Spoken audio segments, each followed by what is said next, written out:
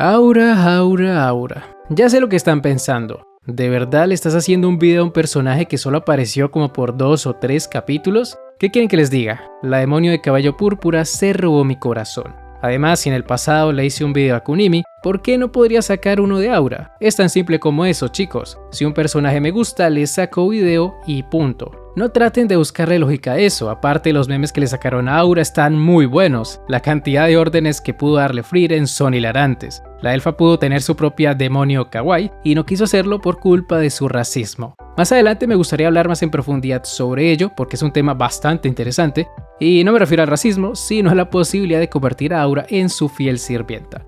Te faltó visión, Frieren, pero bueno, comencemos con esto.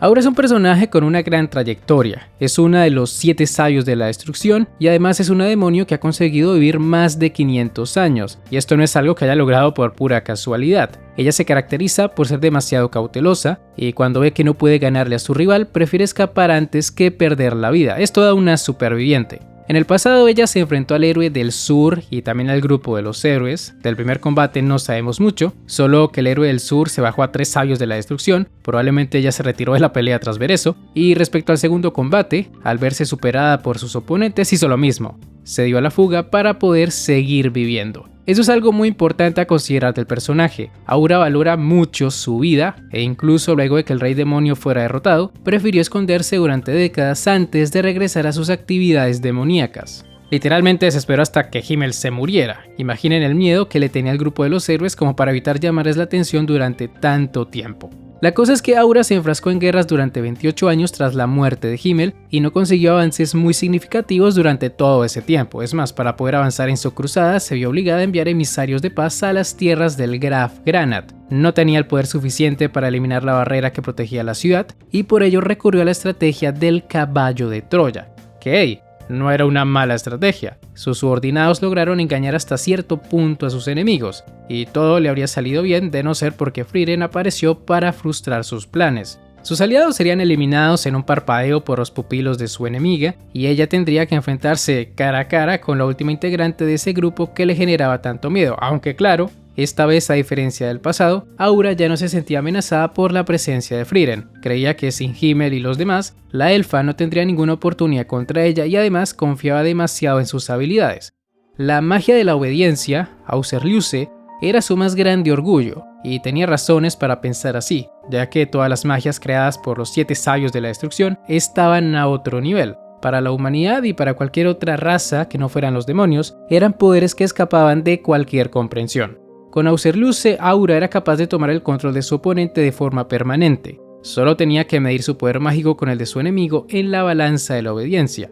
Si la balanza se inclinaba a su favor, el trabajo estaba hecho. Su enemigo se convertía en una marioneta carente de voluntad por el resto de su vida. Era una magia aterradora, pero al mismo tiempo también era bastante riesgosa. Si Aura perdía en la medición de poder mágico, sería ella quien quedaría a merced de su oponente. Para que esto no sucediera, ella se tomaba las cosas con demasiada cautela y solo utilizaba su magia si estaba convencida de que su poder mágico era superior al de sus enemigos. Asimismo, también tenía que cuidarse de cierto defecto en su magia. Si la persona de la que tomaba control tenía una fuerza de voluntad muy grande, era posible que rompiera el hechizo por unos breves segundos. Esto era muy problemático, ya que si bajaba la guardia podía perder la cabeza, y es justamente por eso que ella decapitaba a cada marioneta que añadía a su ejército. De allí que se ganara el apodo de Aura la guillotina. El tema es que en sus 500 años de vida nunca antes había perdido la medición de poderes mágicos, y si bien solía actuar de forma cautelosa, también era demasiado confiada debido a este historial de victorias. Suena contradictorio decir esto, ¿verdad? Pero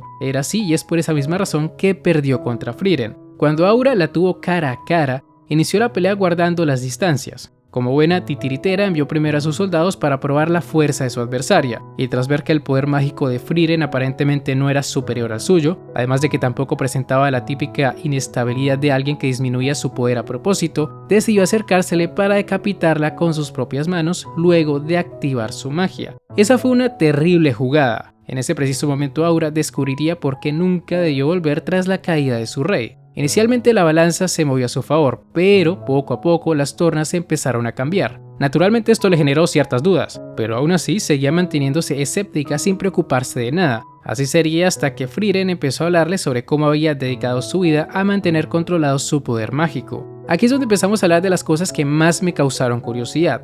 En todo lo que llevo de esta obra, que no es poco, ya voy al día con el manga, les informo, no vi a ningún otro demonio ser tan expresivo como Aura. Por lo general estos seres se caracterizan por ser apáticos y tener cara de póker todo el tiempo. Son como esa actriz de Crepúsculo, les cuesta mover los músculos de la cara. Se nota que no tienen muchas emociones. Es cierto que algunos son capaces de sonreír de vez en cuando, incluso hay uno que otro que sonríe como si fuera el Joker, pero más allá de ese tipo de expresiones sádicas, por decirlo de alguna manera, ninguno de ellos mostró miedo o preocupación en su rostro como sí lo hizo Aura. Es decir, ellos pueden sentir miedo, pero no lo expresan en sus gestos faciales, y eso es lo que más me llamó la atención de Aura, porque cuando ella entendió que Frieren le tendió una trampa, pudimos notar sus dudas y preocupaciones gracias a las expresiones que se dibujaron en su rostro. Se nota que sabía lo que se le venía encima, y cuando Frieren le dio la orden de asesinarse, Aura mostró un miedo genuino hacia la muerte, un miedo combinado con frustración, e inclusive lloró ante su inminente derrota. Estos sentimientos no son parte de los típicos engaños que hacen los demonios, si alguien se lo está preguntando. Aura no estaba buscando que Frieren le perdonara la vida tras verla llorar.